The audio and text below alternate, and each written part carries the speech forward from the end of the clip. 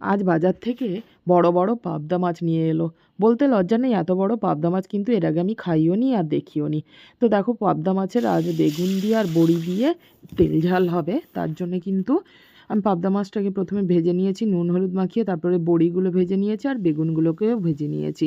ভেজে তুলে রেখে দেখো কড়াইতে কিন্তু টমেটো, পেঁয়াজ, রসুন আর কাঁচা লঙ্কা একটু নাড়িয়ে চাড়িয়ে ভেজে নিয়ে পেস্ট বানিয়ে নিয়েছি। আর কড়াইতে সাদা জিরে আর কালো জিরে ফোড়ন দিয়ে পেস্টটা ঢেলে দিয়ে উপর থেকে লঙ্কা গুঁড়ো, হলুদ গুঁড়ো দিয়ে ভালোভাবে কষিয়ে নাড়িয়ে ঝাঁকিয়ে কিন্তু অল্প গরম জল দিয়ে যে যতটা জুস খেতে চাও ততটাই দেবে।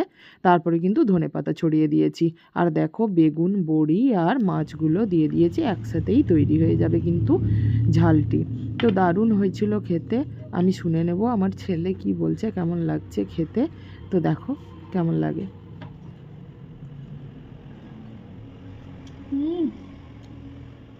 ফাটাফাটি।